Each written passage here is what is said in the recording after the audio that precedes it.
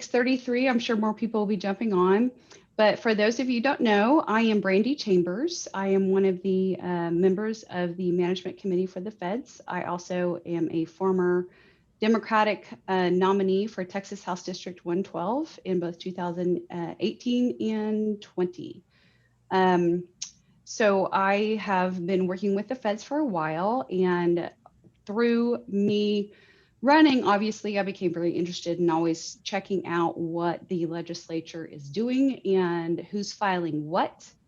And so I volunteered to put this together with Freda to make sure that everyone knows kind of what the main things are going on with their elected representatives, and then items just generally filed that might be of concern or hope, depending on the person in the filing, just so everyone can kind of know what's going on. So thank you again. Thank you for coming this evening. We're very excited. And Freda, would you like to go ahead and introduce yourself, please? My name is Freda Heald, and I'm also on the operations team of the Feds. And I have been interested in legislation, and Brandy started this PowerPoint and asked if I would join. And so I'm happy to be here and talk about all the different legislation that is happening now in our Texas legislature. Yep. So I'll go ahead and get started. What we're going to do is go through the PowerPoint. If you have a major question, go ahead and try to answer it. I probably won't be able to see it or ask it. I won't be able to see it. So if Freda or Chris or somebody could kind of flag that for me, that'd be great. Or for us, whoever's presenting at the time. And then at the end, we'll have, once we've concluded, we can have time for discussion or more questions if we have it, and we can discuss then. And also we'll be going over future events that are coming up for everyone to enjoy. All right, let's see. Let me see how. So Brandy, let me add, so maybe if you have a question, put it in the chat for us. Yes, that's what I meant. Sorry. Okay, hold on. I'm getting there, I promise.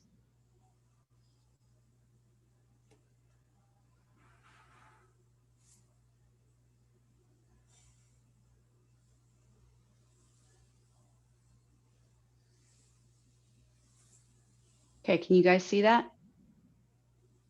Okay, yep. Good. Whew, thank goodness.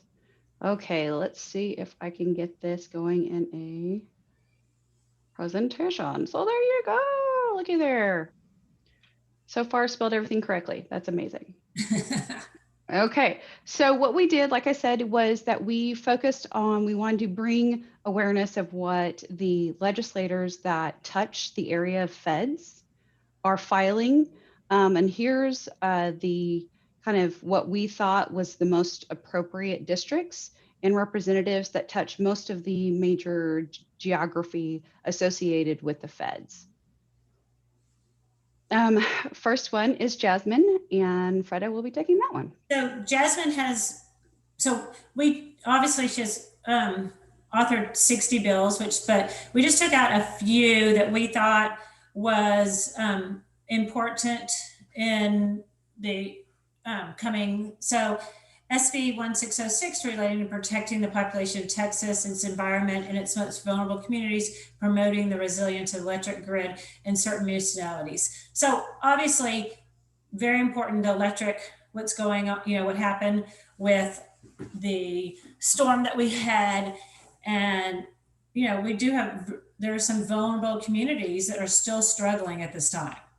And then the HB 1749 is relating to registration of voters at polling places and related procedures, which everybody obviously is concerned with the voting rights and what is going on, and getting the most Democrats that we can get registered. And HB 1459 relating to racial disparity impact statement attached to certain bills or resolutions creating or expanding criminal offenses. And as we all know, there's a huge racial disparity in our criminal justice system and in our prisons. And so Jasmine is also, that is another bill that she has taken on. So she's really, I think representing House District 100 in a great way. Our next rep is Tony Rose, HD 110. And let's see, Elaine just put, well, will this be shared with the feds? Just wanted, yes. So HB 389, relating to the expansion of eligibility for Medicaid to certain persons under the federal Patient Protection Affordable Care Act. So the expansion of Medicaid is definitely on everybody's minds, and has in different bills that different representatives are wanting to have in the act, and it's an important topic. And the HB 4122, relating to prohibiting certain discrimination based on sexual orientation, gender identity, or expression. I think that's always out, especially LGBTQ rights, women's rights, racial rights. I mean, all those are always, on our minds as Democrats, and something that we're striving for equality. And HB 3477, relating to the termination of corporate privileges for certain business entities under enforcement action for violation of environmental laws. As we've seen, I mean, and the feds did have a whole thing on climate in Dallas. And as we go through this, and our environment involves a lot, not just, what's going on, but in everything with our snowstorm and the grids and everything. So that's another really important bill that Tony has authored. Oh, and I just want to say she's authored 27 bills. Obviously, we didn't want to read every one. So right. And Victoria, a now become seasoned legislator, has authored 29 bills, and almost all of them directly relate to two different things, which is kind of sexual assault or women assault victim issues, or veterans issues. So I'm really excited about some of her legislation. First thing that she did is HB 1706, in which the statutory requirement that the county commissioner's court is allowed to create a sexual assault victim services program. So this actually grants the ability for county commissioners courts in each county to be able to create their own sexual assault victims services programs if they so choose. She has spent a lot of time on the veteran suicide awareness. She wants to create a veterans suicide public prevention awareness campaign. In relating to that, she also wants to create, down on the bottom, HB 2356, relating to the veteran suicide tracking system and required reporting of veteran suicides by certain persons. So it's to work with the Texas Veterans Commission to track veteran suicides and provide an annual report to the legislature, so we can have more of an in-depth transparency, insight, and maybe track some causal issues. One thing that I would also like to kind of put out there is HB 2495. It says, relating to the exception from requirements to assist or cooperate with federal immigration officers for matters regarding activities that occur at a domestic violence shelter in places of worship. The reason I wanted to highlight this is because this is directly related to, back in 2017, the Show Me Your Papers law. This is where in 2017, the legislature made it legal and a requirement that local law enforcement assist federal immigration officers and be able to essentially stop somebody and ask them to prove that they're a citizen. And if they couldn't, they can be detained and turned over to ICE. So she, at that time, had filed an amendment to that to try to water it down so that no federal immigration officer assistance could occur at a domestic violence shelter or a place of worship, since that is supposed to be a safe haven. Both of those are supposed to be safe haven for any sort of prosecution and or security issues. It failed to be attached, obviously, and so she's retrying it again through just direct legislation. I found this when I was going through the research, and it just really struck me in a very bad way. So what she is trying to do is she has found some extremely horrendous language when it comes to sexual assault medical examinations in our statute. If you will please look at the yellow portion that is highlighted. The yellow portion is what currently is our statute. And so it says that at the request of a law enforcement officer after an alleged sexual assault, basically they can perform a rape kit. A medical personnel can do a rape kit. That's what this forensic medical examination is talking about. However, our state statute says that the law enforcement agency can say, no, I don't want to do that. If they feel that the person reporting the sexual assault has made one or more false reports of sexual assault, or if there, and also if there's no other evidence to corroborate the current allegation. So essentially, a person coming in and saying, I've been sexually assaulted, but is unscathed, or as otherwise, I guess, doesn't have a witness or something like that, the law enforcement agency can say, I'm not going to do a rape kit because you're probably lying. That's allowed by law. So she has filed HB 2462 to erase that language. That's what the strikeout is for. Up the amount of hours that it can be requested. And she is changing the language from the reported, from alleged assault to the reported assault, to also give more credence to the actual victim is not lying. And here's our friend Morgan Meyer. So he's authorized 33 bills. He is obviously the Republican in the group. And most of his stuff is either trafficking or sexual offenses. That's kind of what his I guess course is through the legislature. But I also picked out HB 3376 relating to the effect of disaster on the calculation of certain tax rates and procedure for adoption of a tax rate by a taxing unit.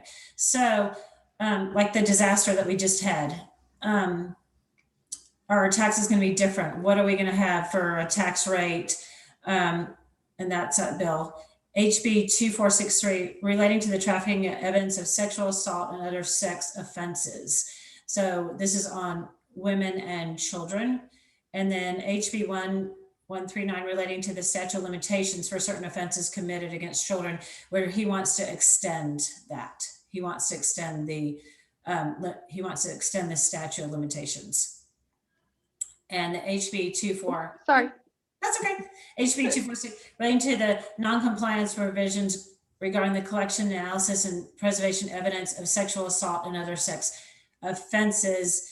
And that would be like the rape kits at a hospital, or that he wants to make provisions guarding that. And that has probably been his course of action through. So. Okay, Ms. Freda Bowers. She has authored 10 bills this legislative session.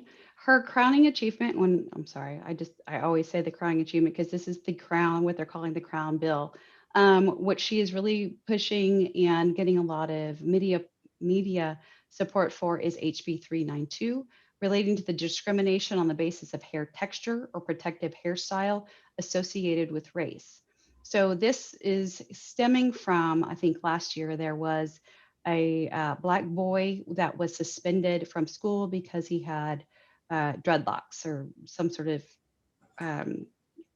hair that the school said, you need to cut that, you can't have that, that's in violation of our dress policies. And he was suspended because he refused to cut his hair. And so this is a bill that she has proposed to say, hey, schools, employers, whoever you are on your dress codes, you cannot basically essentially make a discriminatory policy regarding hairstyle, especially when it's associated with race. She has also had a couple of different things going on when it involves the homelessness, and she has filed HB 1260 requiring that the Texas Interagency Council for the Homeless do a study on the feasibility of establishing a centralized homelessness crisis response data system.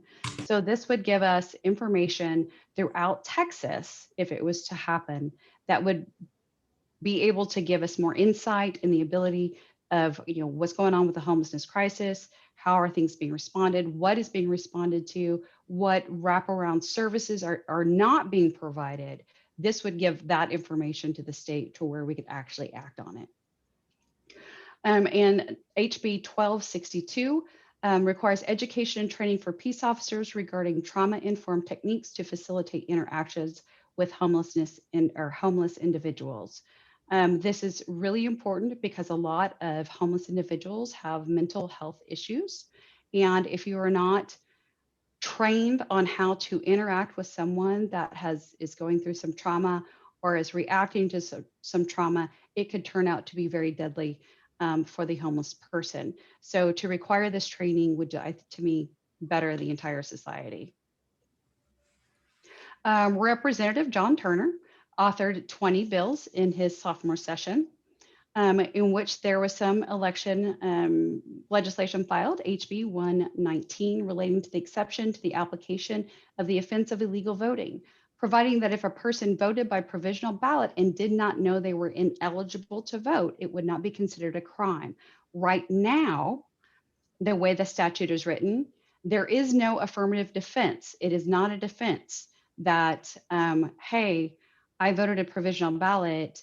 It turns out I shouldn't have voted a provisional ballot, or I shouldn't have voted at all. Well, it's a crime regardless, whether you know or don't know. So he's putting that in there to be able to lighten the load on the illegality of the voting.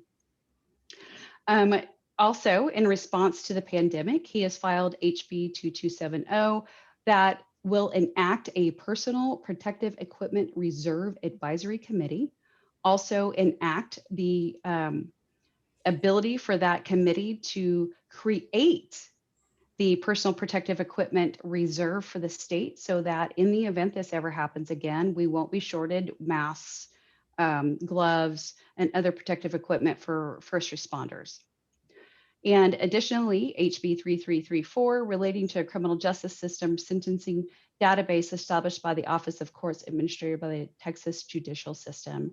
And so what this would do, which would be amazing, is it would collect data throughout the entire state of Texas based upon of anything that goes through the courts on sentencing. So it would be able to tell on whole, are Black people being sentenced to harsher sentences for lighter crimes versus white people or Hispanic people? What are the age of this? How long is that sentence? What's the diversity of the sentence depending on geography and certain judges? So this would collect all of that data and be able to give us data to give us feedback on where we are and what we need to correct. Now, Nathan Johnson is a bit of an overachiever. He has filed 96 bills. 96. That's a lot, y'all. Okay, as you can see, the average is maybe 20, maybe. Okay, so instead of trying to comb through all those, because I did at one point, I went through 60 of them. I just tried to put a big summary together of the general content and area of the filing. He has 32 bills relating to the expansion or improvement of Medicaid healthcare or health insurance. He has 12 bills relating to criminal justice. He has 2 bills relating to pro-LGBTQ rights, 8 bills for the protection of the climate, 6 bills relating to schools and kids, 6 bills relating to taxes, and 4 bills relating to elections. In addition to that, he has 3 proposed constitutional amendments. One is to make a constitutional amendment to where we expand Medicaid under the Affordable Care Act. Makes it a constitutional amendment. He also is proposing a constitutional amendment that the lieutenant governor and the speaker of the House have to call the legislature into session on petition of at least 2/3 of the members of each house of the legislature in response to a physical crisis, war, natural disaster, or emergency. This, again, is directly in response to the things that happened from our Republican leadership during the COVID pandemic. Because at no time did those people ever ask to talk to anybody in the legislature. They didn't care. So also the third proposed constitutional amendment is to establish an independent redistricting commission for the districts of the election of the members of the United States House of Representatives elected from the state and also for the state ledge.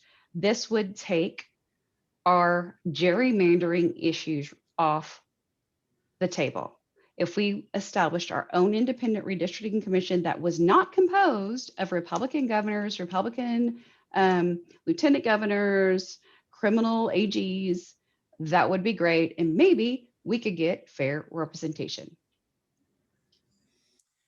So our next person is Senator Royce West, and he authorized 93 bills, which is obviously also an overachiever.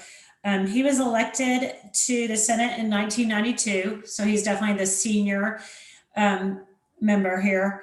He's on several different committees. Education is a really big thing for him. A lot of his bills have to do with education, higher education, equality in education. So SB 268 is relating to acceptable forms of identification for voting. So there's some other bills in, and we'll get to that soon, about the voting rights that want to limit those. And so this is a bill to come against that. SB 641 is relating to certain criminal offenses concerning the unlawful transfer or purchase of certain weapons, increasing a criminal penalty. And we're going to address some of these we're having another criminal slide, and we'll talk about that. And then SB 1960 relating to eligibility of certain children who were in foster care for free pre-kindergarten programs in public schools. And as a pre-K teacher myself, I feel that these are really important because, and obviously, and Royce West does too, he's been such a proponent of education, because pre-K is your start of learning.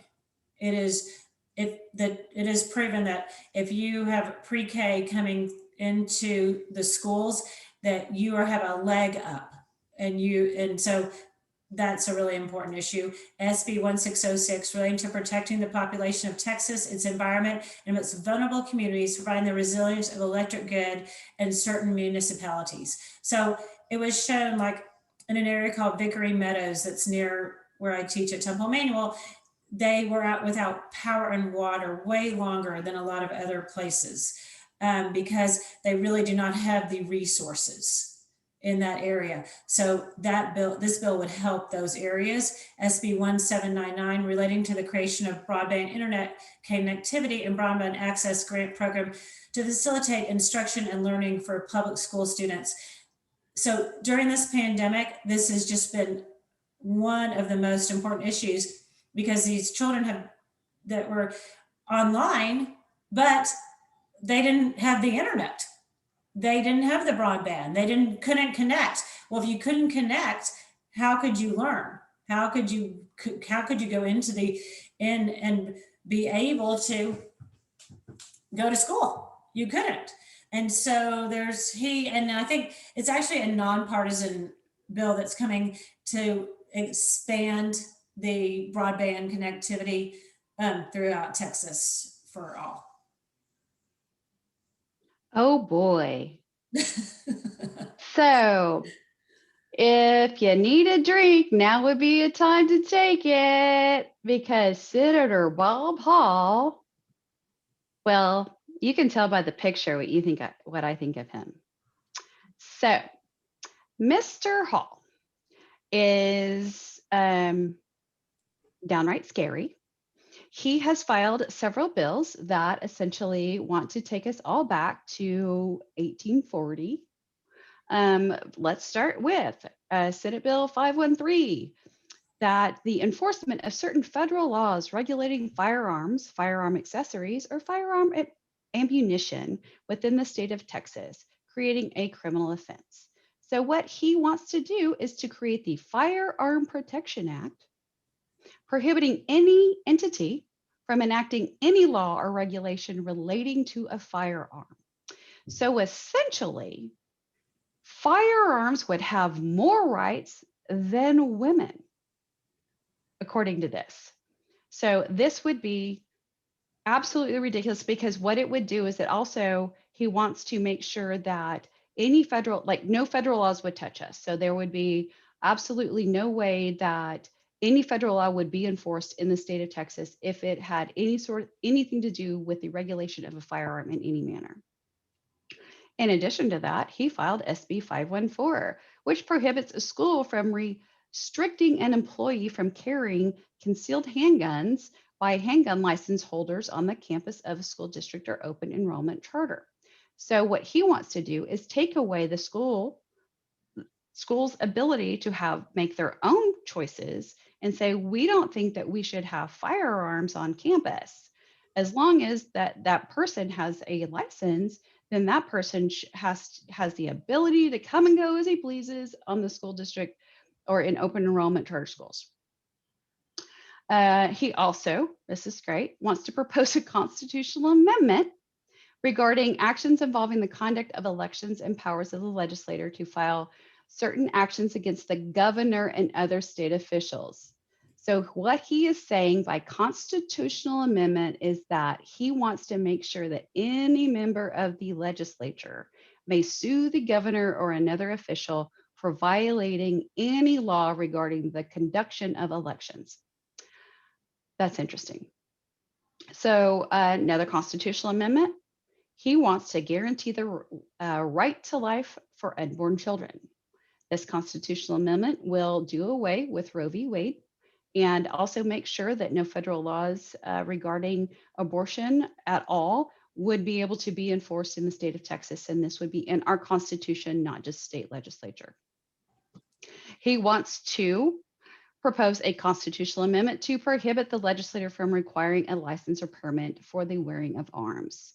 This is often referred to as constitutional carry by the NRA groups, and that basically there can be no requirement whatsoever that we license, permit, or otherwise track owners of arms. Just awesome. Then this is great. SB 1671 would declare any federal court decision relating to abortion would be void, that any federal officer who arrests a government official for enforcing this legislation shall be subject to arrest. So if a person wanted to actually enforce the federal law, then another law enforcement officer could come over and arrest that person for enforcing federal law. And then to boot, any aggrieved party may bring a private cause of action against a person who commits a violation. So it's not that you actually were the person of which the action was centered to. So it could be, hey, my next door neighbor found out that I got an abortion and that pissed him off. And so now they can sue me because I exercised my constitutional right to abortion. That's what that says. Not that anything I did affected my neighbor, but just pissed my neighbor off. So they can sue me. So that's awesome. I thought you guys would like the actual verbiage. This came straight from his proposed legislation. That it's just awesome. Like I can't even. Oh, the actions under the federal judiciary purporting to provide a right to abortion are not made in pursuance of the United States Constitution and consequently are not the supreme law of the land. That's what they would say. Excellent. So if that wasn't bad enough, some other people said, hold my beer. Like HB 1026 by Representative Middleton. He wants to make sure that the Secretary of State for Texas could be the only voter registrar in the state of Texas. No county voter registrar, no deputy voter registrar, only the Secretary of State, because, they're so efficient. And then my favorite, Representative Kane. I hope everyone here knows who Representative Kane is. Briscoe Kane is a Trump-loving fellow who follows in Trump's footsteps when it comes to political ambition and philosophy. He was appointed as the head of the Elections Committee for the state legislature. He has filed, I think, over 15 bills regarding elections, where almost every single one of it makes some sort of something a felony regarding the election. First thing he wants to do is create criminal offenses that would prohibit a municipality to authorize the issuance of a bond unless it receives 2/3 approval by the electorate and 20% of the registered voters in that election actually voted. So if they don't, because bond elections are so well populated and just show up. If it receives less than 2/3 approval of over 20% of the electorate, then a municipality cannot pass a bond measure, which would pretty much bankrupt a municipality. Also, he wants to require that the Secretary of State would use the Department of Homeland Security database when reviewing Texas voter rolls to identify potential non-citizens and strip them of their registration. The review has to be done twice a year. And also, he wants to require that the Texas Department of Public Safety send all registrations for driver's license to the Secretary of State if the applicant says that they are not a US citizen. So essentially, this would be tracking immigrants. And then the only way that you could become an election judge is if a test was created, given, and you passed it by the Secretary of State. That's the only way a person can become an election judge. Strikes of Jim Crow for me. Betancourt allows Texas to be the Secretary of State to withhold state funds from local registrars if they fail to remove voters who should not be registered in a timely fashion. So this again is called voter roll purging. And there are several different pieces of legislature that require or tighten up the time for which any registrar can purge and has to purge their rolls. Again, Representative Kane would create a criminal charge and civil penalties for voter registrars who fail to purge those what they view as wrongly or incorrectly or ineligible voter registrations. Representative Swanson would like to prohibit any digital method for submitting applications and require signature to be ink on paper. So any hope of electronic application to become a voter or application for a mail-in ballot would require signature to be on ink. Also, Representative Harris would require a photo or a copy of approved photo identification to be submitted with an application for an early voting ballot by mail with the completed and marked early voting ballot. So you can't just vote or just ask to vote. You're asking for a ballot. You have to send in your photocopy or your photograph just to request the ballot. Then I'm sure everyone here has heard about HB 6 and SB 7. These are the big controversial bills. And what has happened is that at the beginning of the filing for the bills, there were just a plethora of different tiny little bills that kind of did all these little tiny things restricting voting. And so what they did is the Republicans came in and said, we're going to take a lot of those bills and make them into one huge bill.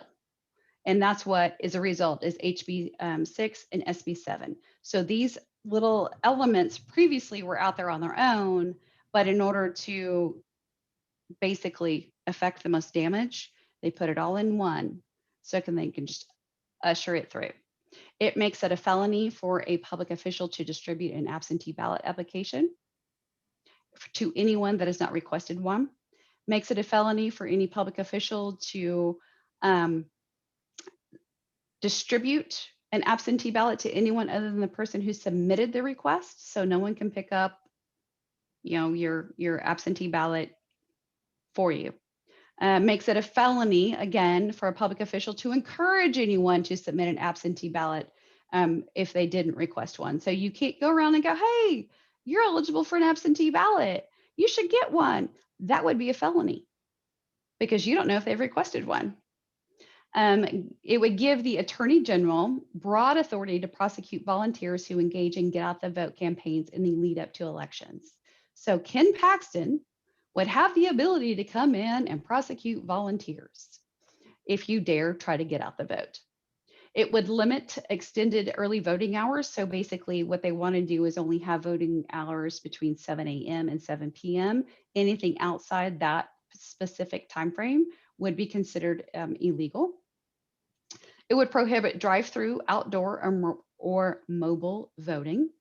It would allow partisan poll watchers to record voters who receive any help filling out their ballots.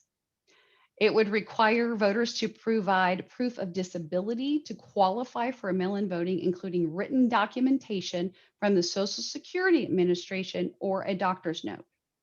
So if you're disabled, you have to prove it if you actually want to vote.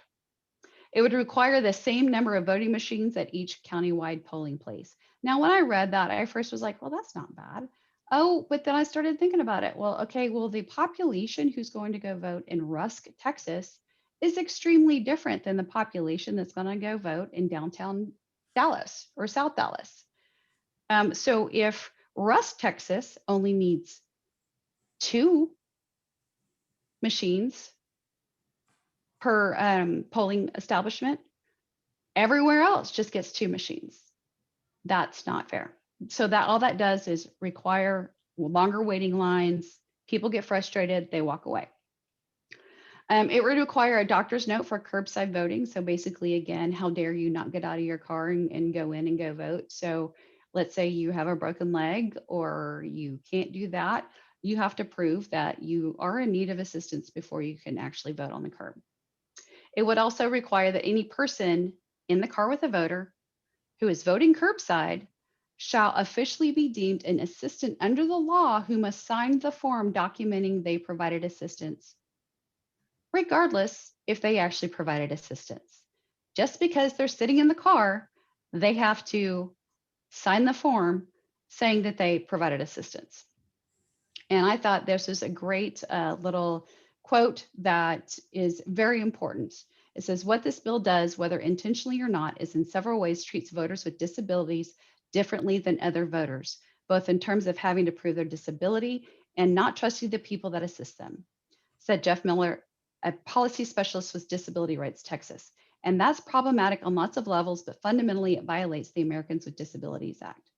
As a lawyer, I wanted to point that out because in the event that all this nonsense gets passed, which no in Texas it will, this is where you're going to see the litigation that's going to go to the Supreme Court, that even with this crazy Supreme Court, I think that they would uphold the violation with the Americans with Disabilities Act. So that may be the way that we get to strike this down. Here you go, Freda. You want to talk about some guns?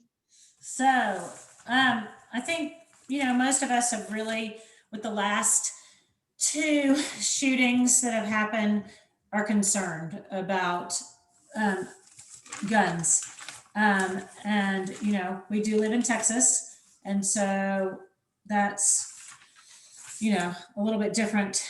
And there actually are 16 gun control bills that have been filed, but the ones that we're concerned about are these here that just make it even easier to have guns instead of harder to have them. So the HB 336 came relating to prohibiting the recognition and enforcement of extreme risk protective orders, creating a criminal offense, prohibits any entity from creating, issuing, or otherwise enforcing a protective order which requires an individual to relinquish any firearms, including the federal government.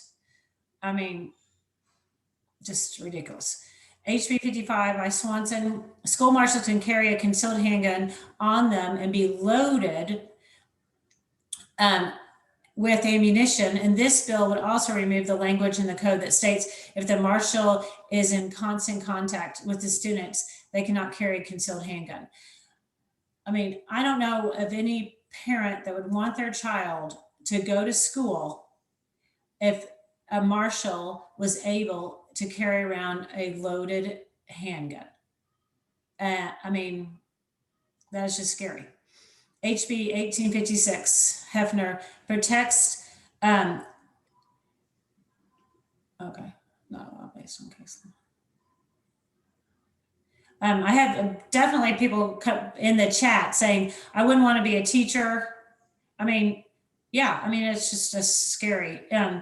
Protects the ability of hotel guests lawfully possessing firearms and ammunition in their rooms and to transport them directly en route between their vehicles and their rooms. I mean, what if there was, you know, an argument in a hotel and then people are allowed to have guns and then they could, I mean, it's just I mean, every one of these is beyond ridiculous. HB and scary, 1112, and HB 635, Kraus would prohibit Texas enforcement of federal law that relate to firearms. So I also wanted to read something that our governor said, and he says he wants Texas to become a Second Amendment sanctuary state so that no government official at any level can come and take your gun. So, I mean, I think that that's kind of says it is if it's coming from the top and coming down, then that's our problem, is because that's Abbott's stance on it and that's the Republican stance on it, and they control the House and the Senate. So scary laws. So, and I hope maybe we can, next time we can talk about we can go through what the gun control bills. So here's my other major. So I don't know if you guys saw the paper or saw the news today, but they passed 7 bills in the Senate. They have to go through the House and in committee, but the one that is very disturbing, which is the same one as HB 165 and HB 8, which this, I'm going down to the bottom just because it's ban abortion and preventing physicians from performing an abortion if a fetal heartbeat is detected, which can be as early as 6 weeks mark before most people know they are pregnant. The Senate bill was passed on this today. So I have 5 grown children of my own. And I mean, I'm thinking, I probably didn't know I was pregnant until I was probably about 8 weeks on each one. And so to ban, I mean, this is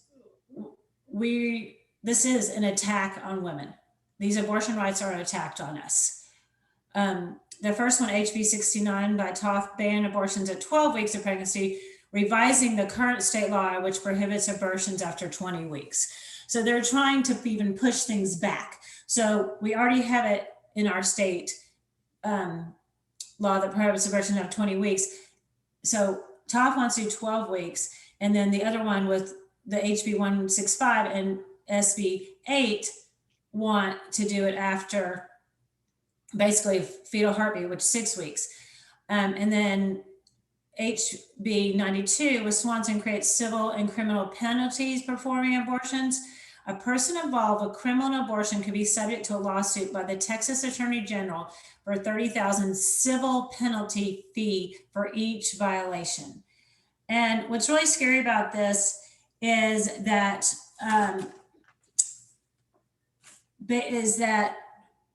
our Texas lawmakers and especially our Lieutenant Governor Dan Patrick. This is one of his main things. One of his main goals for this legislative session is to get these abortion bills passed, and it's definitely an attack on women. All right, so I didn't know how to classify some of these others, so I just called it what it is. It's straight up wackadoo. So a lot of this has to do with, hey, federal government, you can't tell us what to do, but we're the legislature, so we're going to make sure we tell counties what they can do. It's the hypocrisy is astounding. But Middleton wants to make it absolutely totally fine for schools to have a policy requiring a period of prayer and readings from the Bible. I know a lot of people send their kids to religious schools, but I thought there was something called a separation of church and state. This would be a major violation. Also, Middleton, he's great, wants to mandate that the Attorney General provide a report every month on every rule, regulation, or executive order issued by the federal government, with the AG, again, Ken Paxton, identifying unconstitutional ones. And if it's on that list, okay, it's just a list, then no Texas agency or political subdivision may cooperate with any such rule identified by the AG as being unconstitutional. So it leaves at the total discretion the interpretation of the Constitution to the Attorney General to determine what is constitutional and what is not. And if it's not, it goes on a list, and Texas doesn't have to abide by it. That's how they want that to work. So also, he wants to change Toth wants to change the definition of child abuse to include blatantly transphobic language. He wants to seek to add acts by a medical professional or mental health professional for the purposes of attempting to change or affirm a child's perception of its sex, if that perception is inconsistent with the child's biological sex, to the legal definition of child abuse. So this would get children completely and totally isolated. It would prevent any therapist from being able to work with, treat a person who is going through questions about their gender identity. It would also require that if that person was actually going through therapy, that the physician enforce the original perception that is consistent with a biological sex. That's great.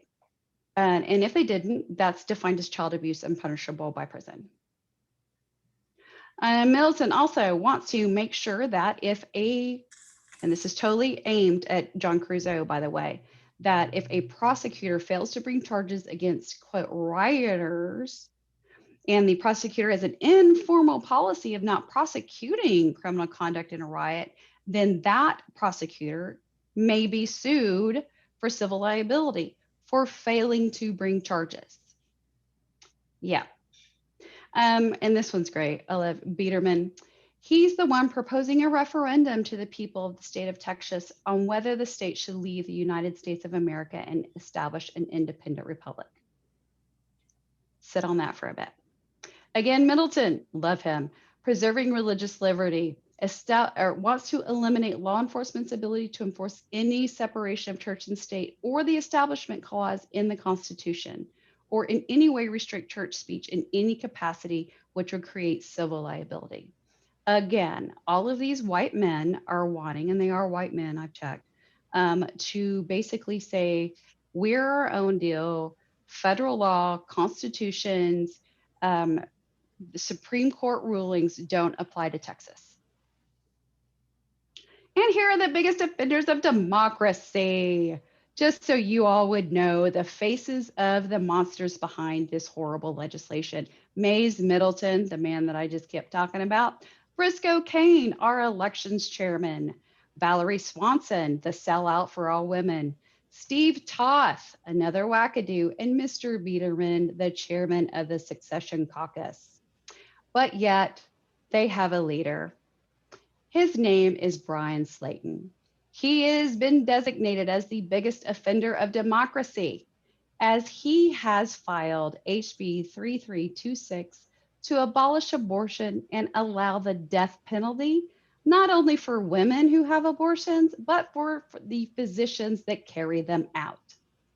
It would prohibit any entity, including the federal government, for enforcing laws allowing abortion. So if you will note at the bottom, he attended Southwestern Baptist Theological Seminary and earned a Master's of Divinity with Biblical Languages. He has served as a ministry of youth and family minister for 13 years. So apparently in his Bible, you shall not kill unless it's a woman who wants to have an abortion. Then it's totally okay. Now, encouraging bills. These are the bills that we actually might have hope that not all humanity has been lost in Texas. Freda? Oh, sorry. That's okay. I was looking at something. So, energy and utility. Obviously, we are all concerned after the power failure and during the snow and ice storm and what our representatives are doing about it. So, several, including Morgan Meyer, decided when 2 years ago that he voted not to winterize. So obviously, and look what happened. So now I think they're redoing that and knowing that they have to do something. So SB 817 is with Gutierrez and SB 845 Zaffarini, requiring Public Utility Commission to adopt minimum weatherization standards, impose penalties or utilities that fail to do so. HB 2481 and HB 2476 require the Public Utility Commission and ERCOT to implement measures to maintain service quality during weather emergencies. HB 2275, create a water infrastructure reliancy fund for weatherizing and hardening water and water systems. So, after, people were without water for a week at a time, and that's just unacceptable. And the HB 256, requiring the Public Utility Commission, PUC, to conduct a study on electric grid resilience and emergency response in electric power generation. So I think this now has become a lot of, it's going to pass probably nonpartisan because all elected officials know how important this is. And somebody like a Morgan Meyer or another Republican that voted not to knows that that's going to be an issue for them. So they're going to come back and do this. So hopefully that'll come and will not happen to us again. Okay, so elections. Now, we just went over all the bad stuff that has been filed on elections. There has actually been some really great legislation filed by the Democrats regarding elections. Unfortunately, they have not come together to do a big omnibus bill like SB 7 and HB 6, the way the Republicans have. And I think that is a function of the fact that they are in the minority. They don't have the power to push it. So John Busey has really taken what I would call the lead almost in filing the most pro-democratic, pro-election legislation. One, it would provide an application for a ballot to be voted by mail, so mail-in ballot, serve as an application for both the main election and resulting runoff, unless the applicant indicates otherwise. So you don't have to request a mail-in application for each voting opportunity. It would also provide in 2061 that it would expand the photo IDs that are allowed for purposes of voting, which would allow tribal documentation, and also a student ID card would be on there, or an identification card issued by a state agency that contains the voter's photograph. I think it's really interesting because one of the current items that we do accept for voter ID is your hunting license or firearm license, where I don't believe that there is actually a photograph. So that's great. And down here, Jessica Gonzalez, who is outstanding and vice chair of the Elections Committee, filed several bills that would expand the accessibility of early voting and vote by mail, which would allow electric submissions of applications for early vote instead of having to write it and send it in. Would expand the number of counties that must have early voting for at least 12 hours on each weekday during the last week of early voting, and also change the deadline for returning a ballot by mail no later than the 5th day after the election. So that gives us extra days.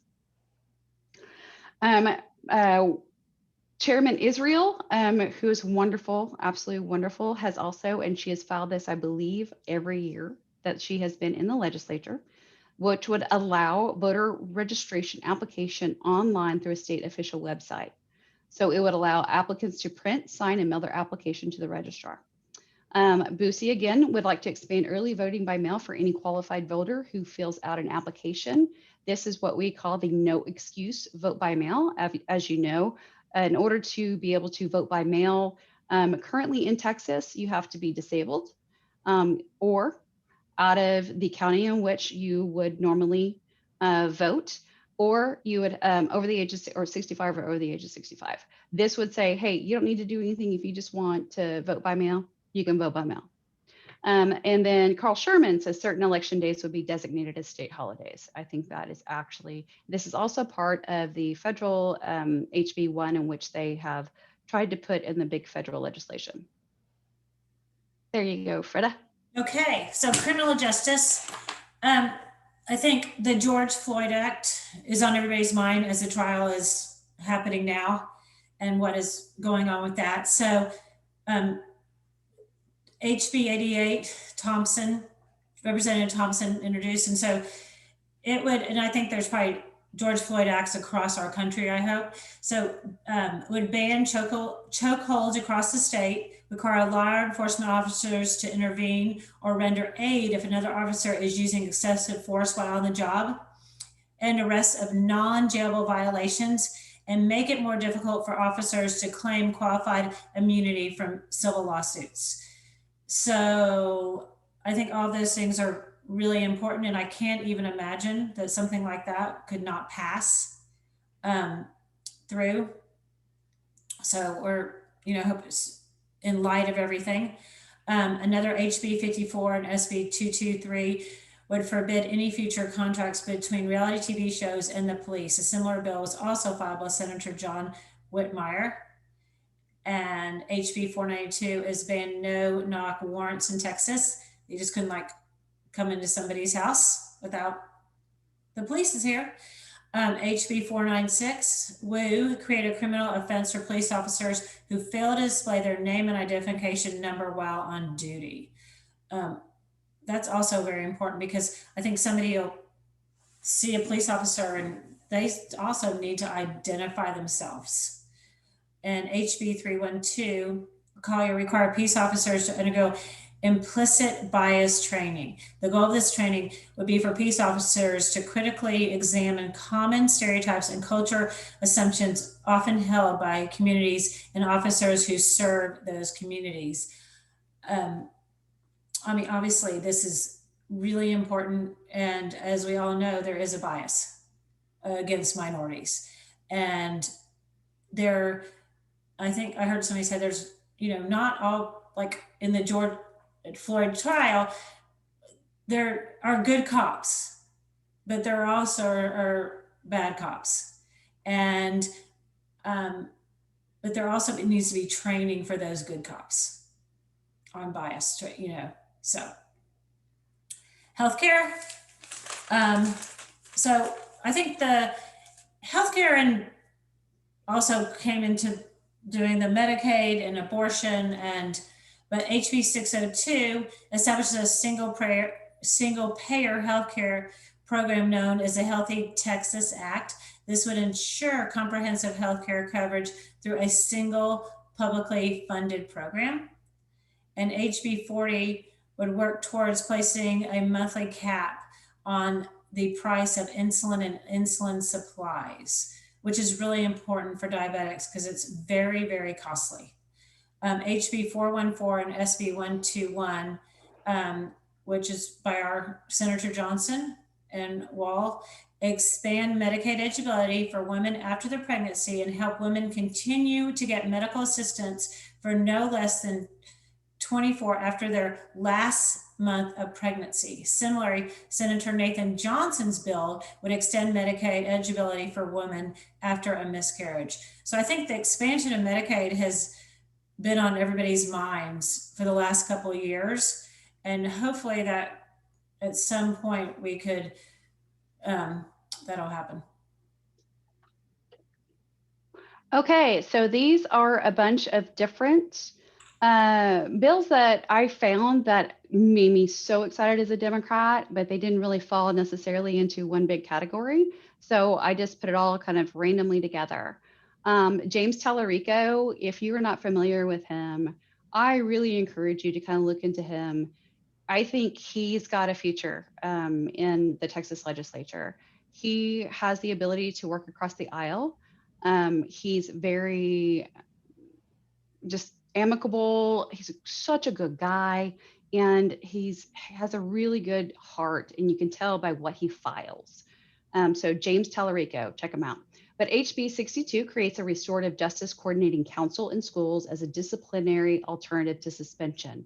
This is the first step in tackling the prison or school to prison pipeline, is by making sure that we have even-handed restorative justice when it comes to disciplinary issues, when there are actually disciplinary issues versus other things going on, instead of creating a suspension. Representative Dutton and Senator Lucio would like to end capital punishment in Texas and completely abolish the death penalty. I applaud this. I want this to happen, although I don't have hardly any hope it will. Now, one thing that you may have found out or heard of is that Representative Meza had hubbub that recently went on in which a satirist had put some language out, and it was picked up and went viral of something that she said, although she did not say it. It was part of a cartoon, but it tackled the requirement. She filed a bill tackling the requirement that the person who is unable to safely retreat to be justified in using deadly force against another. So right now, the stand your ground, your castle doctrine does not require that the person who is shooting be able to get away. Basically, if someone gets on your property and you feel threatened, that you have every right to shoot them and use deadly force. So you can shoot them, you can kill them, whatever.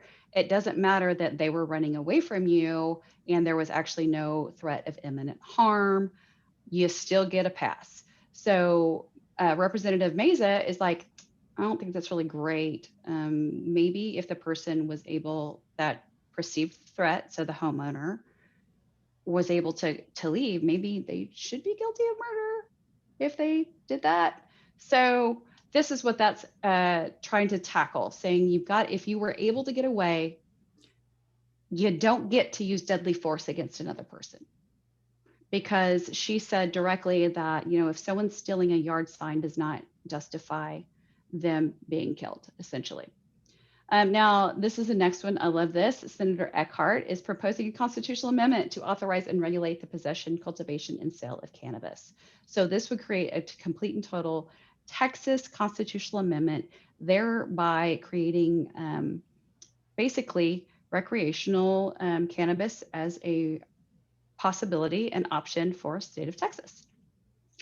And there were several bills filed which would ban taxes on feminine hygiene products, meaning things like tampons and pads would no longer face the discriminatory tampon tax. Sorry about that. There is also a bill to raise the Texas minimum wage to $12 an hour. I don't know if you know, but right now Texas does not have a minimum wage. It follows the federal minimum wage, which is $7.25 an hour. So this would actually put in place a minimum wage, and it would be $12 an hour. There would be Representative Sherman would like to create a task force to focus on maternal mortality in African-American women, because I'm sure you know that maternal mortality is the highest with African-American women in the state of Texas by fourfold. Hinojosa would prohibit a victim's gender identity or sexual orientation to be used as a basis for defense in the trial of a criminal offense. So basically, what is now allowed is that what they call gay flight is, is that if a person was intimidated because a gay person was by them and they committed a battery or something against that person, it's okay because it's, they were gay, is essentially what it's about. So this would eliminate that possibility. It would also, in Representative Israel, would prevent mental health care providers from trying to change a child's sexual orientation, essentially banning conversion therapy. So these are about all of them. I would love for you to take down this website address, which is capital.texas.gov. And that is where you can do your own research on bills. You can do it by author. You can do it by sponsor. You can do it by number. You can do it in several different ways. It's a great resource. It tells you exactly where it is, whether it went to committee, whether it's out of committee, if it's everything. It's a great place to check out what is going on at the state capitol. And so we have the defenders of democracy. Yay! Okay. Yay! Don Mr. Basie was Boosie. the Democratic Freshman of the Year. Jessica Gonzalez is our elections vice chair. Celia Israel, James, and Jean Wu are just our defenders of democracy. And we're really happy that they are helping us in the Texas legislature. Exactly. And so now that we have concluded all this and talked about the good and we talked about the bad, what can we do about it as constituents? So we can call, email, and write our senators and representatives. I think now they've got these text things. One thing that I really want to emphasize is I talked to, whenever I found out about this omnibus bill on elections from the Republicans, I called Jessica Gonzalez and I was like, what can my people do? What can we do to affect have the most likeliness to affect the outcome? And she said, the number one thing that you can do is testify at a committee hearing on an issue. So if there is something that you really are passionate about, for or against, whatever, if you can get yourself to a committee hearing on that issue, it will be the most impactful, because what they do, if none of the Democrats show up to testify against the voting bill, right, then all they have on record is the support for it. And so when they go to argue it on the floor, there's nothing for them, nothing for the Democratic representatives to be able to argue back with. So when we present testimony at a committee, it gives our representatives the ability basically to fight back and creates a record. And that is so, so important, especially if that piece of legislation ends up going to court. You can collect signatures of those who support or oppose the bill and present them to the committee and or legislature. So one of the things I started thinking about is, like, we keep hearing, well, the polls show that the public is in 70% support of X, Y, and Z or whatever. Well, we all know polls aren't exactly accurate. But what you can do is start collecting signatures to show the support or opposition to a bill. And so when you take that to your legislature or you take that to your committee, it will be physical proof of support or opposition to it instead of just a poll. We have to start building that record of evidence to the people who are voting on this. And then also, create a social buzz about an issue. Get on Facebook, get on Twitter, get on Instagram, make sure people know about it. The more people that know about it, then they can take action. That is also very important, because if no one speaks out, then the person who's pushing the bill and wants it will say, well, obviously no one has a problem with it. We're not hearing about it. What's going on? So we can just go ahead and take away all the rights for people to vote. So that's it. And then Freda put on here down the House Elections Committee number. Do you want to talk about that, Freda? Yeah, so if you're so the House Elections Committee, obviously with the different election bill, you can call them and give them your opinion. And that is, so if you want, please take that number down and call them and tell them how you feel. Yep, 512-463-9288. 0772. So there you go, folks. We appreciate it. Does anyone have any things they want to talk about? Any questions? Any discussion you want to have? I'm curious if there's more legal scholars in here. It sounds to me like the overwhelming majority of those Republican bills would never hold up in court. I mean, you can't just say federal laws don't apply to us. So is that, even if they passed, is that really a major threat? Yes and no, because it's going to be, so as soon as it passes, we have to get legislation or litigation filed and request a injunction for that to go into effect. If we get the injunction, then it stays and there's no implementation of that legislation. And then it would have to make its way. It'll probably get up to the Supreme Court. I don't see the Supreme Court, even this very conservative Supreme Court, passing it. But here's the thing that I have seen more in the last 4 years than I've ever seen in my life is extreme judicial people kind of just throwing stuff out and doing whatever the hell they want. And that's what scares me. And that's what scared me mostly about the selections for the Supreme Court, because they're the ones that can just say, we're going to let you do it. And then there's no recourse. There's no recourse. So I think for the most part, more than most likely, throwing away in a state saying, no, federal laws don't apply to us, or no, Supreme Court rulings don't apply to us, that's going to be a hard fought battle. So I don't think at the end of the day, it's really much threat, but what it shows to me is the mentality of our leadership. And while we're being mesmerized by the offensiveness of this, they're doing some shady stuff over here that we're not watching.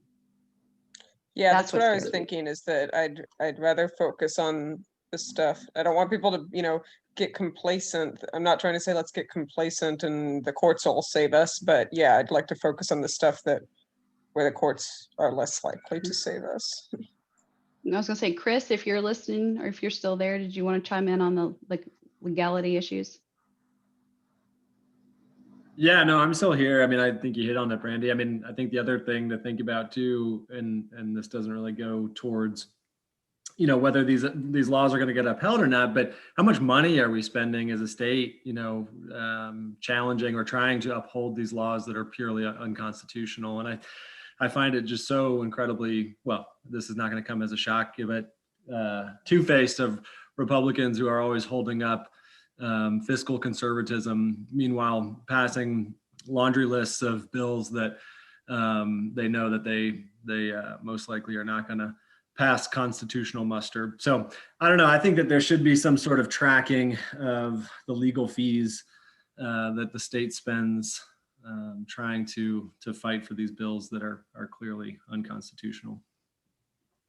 And I don't know, Brandy, if there is any such sort of There is none right now. I know that Representative Chris Turner has requested several times from Ken Paxton's office a list, basically let us know how much money you've spent trying to do this. He did request it for the Stop the Steal BS that Paxton filed on turning over the election results. I'm sure Ken Paxton just threw it in the trash because there is no requirement that he responds. And I think the other scary thing is just that, if that injunction is not granted, that law is in effect until it's not. And I mean, we saw with some of the abortion bans in recent years, how many clinics got shut down, for example, while those laws were running before they got overturned by the Supreme Court. So, this stuff, even if it doesn't get upheld in the end, it certainly can cause some damage while it's in place. Absolutely. Hey, Christy, we are just wrapping up. I heard a few words. I heard, and I just want everybody to just give a snap or a clap to Freda and Brandy for putting this together and walking through everything. It's a lot of research and a lot of time and a lot of effort to make it just as fun as possible. So thanks for letting me say some. Thanks for everybody who's here and being interested. And the more people who know these things and what's going on, and they're circulating throughout the sociosphere. That's a new word I just made up. That the more we're going to get people involved. I think that's the key. That we're always trying to get the vote out, but the more people know, the more they want to be involved. And so even if you just have a sentence or two that you give to somebody every few days about something that's going on in the legislature, you're gonna get through their walls. So thanks for being here. Thanks for everybody what you're doing in terms of contacting the legislature and all of that. That's it. I got my I'm speaking hat on, so I thought I'd just say a few things. Nice. And just, I'm sure people are wondering, I will be putting the PowerPoint on the website, probably under education or events or something like that. I'll try to find a place to pin it. So if you do want to look at some of these bills or some of the things, you can go back and research it. It'll be there. If you want to share it with others, it'll be there as well. Brandy, this is Alex. I didn't know if people knew about an opportunity. Sometimes the House committees will allow, if you can't go to testify, you can submit written testimony. So I don't know if I do have the link, or if you want to provide the link. Sure. I don't have the link. Jessica told me that the written testimony usually is not included in the record. It's only verbal testimony. So there's that. And also it is up to the committee chairperson to decide whether or not they will allow virtual testimony as well. Right. So the virtual testimony is definitely much harder because that's normally this time around through invitation only. So that's why they are pushing people to go if you can go. I know at least in terms for the election bills, it is reset for Thursday.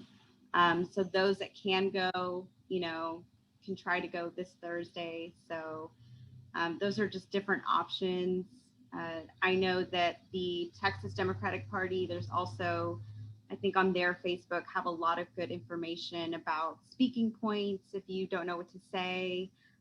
It's really it's not hard, it's not intimidating.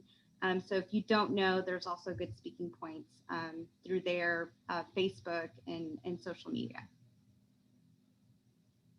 Great. Thank you. All right, guys. Thank you again. Oh, okay. Real quick announcement. Next Tuesday, we've got our monthly meeting with school board candidates for Dallas for the May election. So if you guys can pop in, we're still virtual. So it'll be a fun meeting. All right. Who's smarter than a fifth grader? All of us. All right, guys. You go have a good night and a good weekend. Thanks, Talk to you guys. soon. Thank Bye, you. guys.